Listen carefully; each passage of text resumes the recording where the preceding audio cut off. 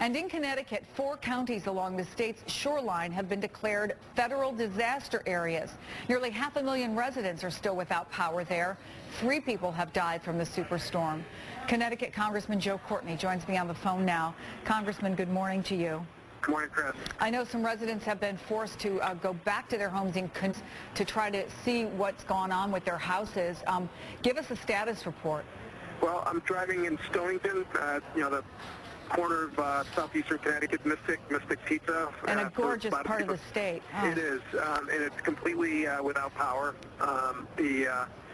And it's getting chilly up here. I mean, one thing we actually had caught a little bit of a break the last few days was it was pretty mild, but it's getting colder, and the power company this morning pretty much signaled that it's still going to be days before communities like this are fully restored. The damage, again, which hasn't been quite as in the spotlight maybe as other states, and I certainly understand that, but a community like Stonington, which does not have a breakwater from Long Island Sound, just got pounded with 75-mile-an-hour winds, and again, it's going to be it's not just sort of reconnecting some wires here. They have to reconstruct some of the infrastructure, and it's just going to take a while. And when you say a while, what do you think best and worst case scenario might be at this point? Well, this morning the power company was pretty much signaling we're looking at, I think, well into the weekend.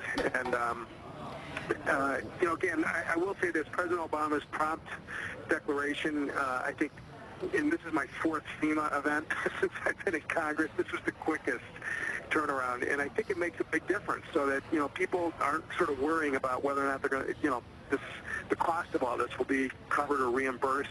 They could just really focus on the mission. And having said really that, Congressman, and I think, it's been absolute, on both sides of the aisle, a lot of praise for FEMA, and we can point that out, and I think, because they're working very hard. But you talked about it getting cold, and I noticed that this morning. It was very cold even here in New York when I came to work, and for people who don't have resources, or people who may be elderly, or people who may not have other family in the area, how concerned are you days people stuck in their homes with no heat, with no electricity, and is there a system in place to try to find them and help them?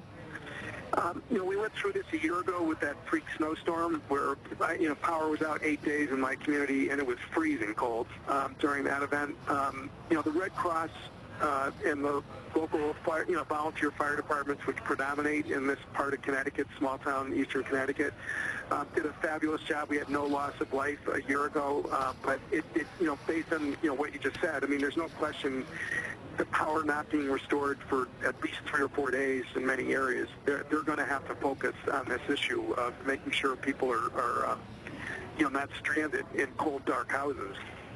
Connecticut Congressman Joe Courtney, I know you're out and about trying to do what you can to see that help gets to those who need it, so we thank you for taking the time, and good luck to everybody in that part of the country.